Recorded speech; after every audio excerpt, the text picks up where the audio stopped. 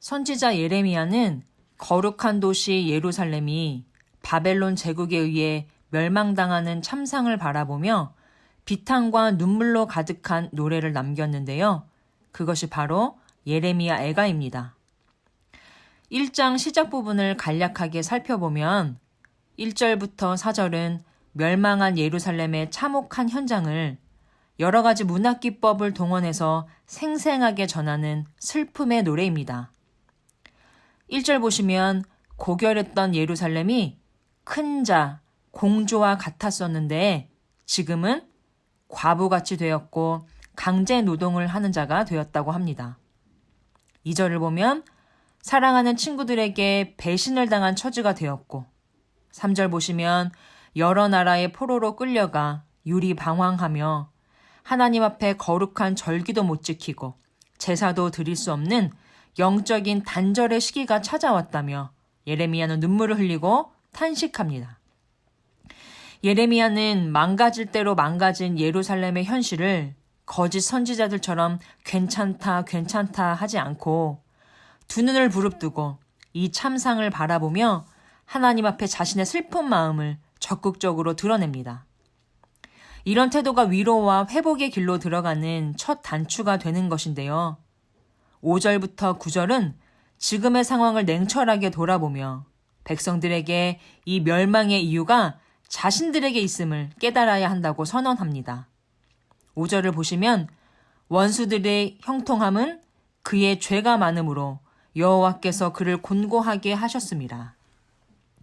예루살렘이 원수들에게 짓밟히고 조롱거리가 된 것은 예루살렘이 약해서가 아니라 악해서였다라는 성찰입니다. 문제의 원인이 그들 내부에 있다는 것입니다. 9절입니다. 그의 더러운 것이 그의 옷깃에 묻어 있으나 그의 나중을 생각하지 아니하며 그러므로 놀랍도록 낮아져도 그를 위로할 자가 없도다. 여호와여 원수가 스스로 큰 채하오니 나의 환난을 감찰하소서.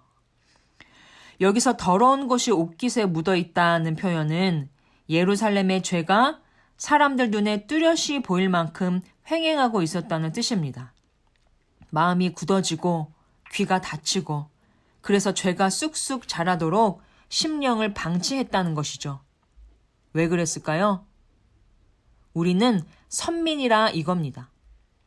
하나님의 백성은 영원히 하나님의 보호와 번영을 누리며 천하 태평할 것이라는 거짓 믿음과 대중적 신앙에 사로잡혀 있었던 것입니다. 그러다 결국 멸망이 닥쳤고 아무도 그들을 구원해주지 않았습니다.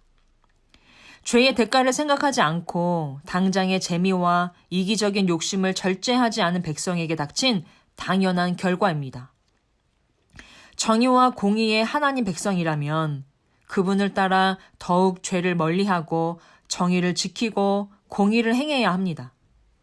하나님 백성의 사명은 내가 있는 곳에 나를 통해 하나님의 다스림이 드러나게 하는 것입니다.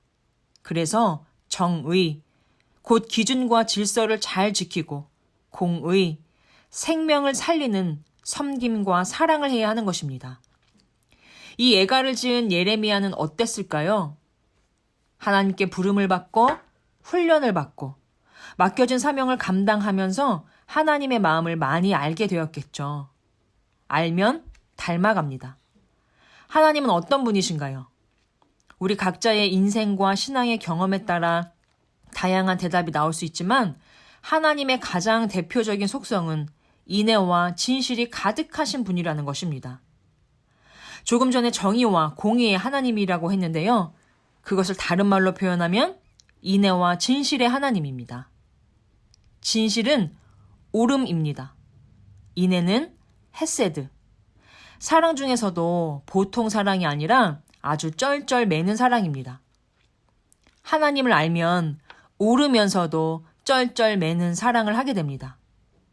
대개 사람들은 자기가 옳다 여기면 당당해집니다. 하지만 누군가를 깊이 사랑하는 사람은 어떻습니까? 우리 부모님들이 늘 하시는 말씀이 있죠. 자녀들을 키우면서 못해준 것만 기억나고 그래서 늘 미안하다고 하십니다. 부모 자식 관계를 보고 있으면 꼭 구약의 선지자들과 이스라엘 백성들을 보고 있는 것 같습니다. 대표적으로 호세아와 고멜을 생각해 볼까요? 호세아는 옳았습니다. 바람이 나서 집을 나간 아내 고멜을 용서해주고 값을 치르고 다시 데려오고 아내로 인정해 주었습니다. 그런데 고멜은 또 나가죠. 아주 뻔뻔합니다. 옳은 것은 호세아입니다. 그런데 호세아가 더 쩔쩔맵니다. 이게 바로 하나님의 사랑이라는 거예요. 예레미야는 하나님과 함께하며 하나님을 닮았습니다. 12절입니다. 지나가는 모든 사람이여 너희에게는 관계가 없는가? 나의 고통과 같은 고통이 있는가? 볼지어다 여호와께서 그의 진노하신 날에 나를 괴롭게 하신 것이로다. 예레미야는 바벨론에게 항복하라는 말씀을 전한다는 이유로 유다 사람들에게 매국노 취급을 받았습니다. 그래서 매도 맞고 감옥에 갇히고 치욕과 모욕거리가 되었습니다. 그럼에도 불구하고 그 길을 계속 걷게 하는 원동력은 무엇이었을까요? 하나님의 심정과 통했기 때문이겠죠. 예레미야는 사실 회개할 것이 별로 없었을 겁니다. 그런데 오늘 본문을 보면 어떤가요? 정작 회개해야 할 남유다 백성들은 내가 무슨 죄가 있냐는 듯 힘 없는 게 죄지 우리를 괴롭히는 바벨론이 나쁘지 이러고 있습니다. 17절입니다. 시온이 두 손을 폈으나 그를 위로할 자가 없도다. 여호와께서 야곱의 사방에 있는 자들에게 명령하여 야곱의 대적들이 되게 하셨으니 유다는 동맹국들을 향해 두 손을 내밀며 도움을 요청했습니다. 하나님의 백성이라면 적어도 어려운 일을 당할 때 제일 먼저 하나님을 떠올려야 하지 않을까요? 그러나 그들은 매를 맞으면서도 하나님을 향해 잘못했습니다 라고 입을 열지 않았습니다. 하나님의 약속의 말씀을 잊은 채 헛된 것들을 향해 도움을 구하고 있습니다. 이 무지한 백성들을 어떤 마음으로 바라보고 있는지 16절을 보시면 이로 말미암아 내가 우니 내 눈에 눈물이 물같이 흘러내리며 나를 위로하여 내 생명을 회복시켜 줄 자가 멀리 떠났음이로다. 예레미야는 백성들의 죄와 고통을 자기 것처럼 다 짊어지고 눈물을 흘리며 우리의 참된 위로자, 우리의 유일한 구원자이신 하나님을 향해 기도합니다.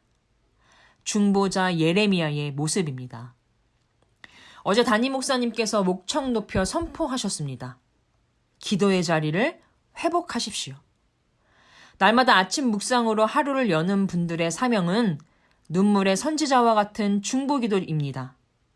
자기들의 죄악을 모르고 시대를 탓하고 나라를 탓하고 남을 탓하며 자신의 처지를 원망하는 영혼들을 볼 때 안타까움에 눈물을 흘리셔야 합니다.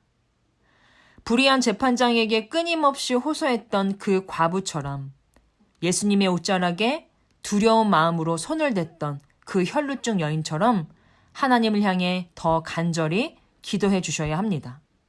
우리 하나님께서 우리가 더 많이 기도할 수 있도록 우리에게 건강도 주시고 응답도 주시기를 주님의 이름으로 간절히 소망합니다.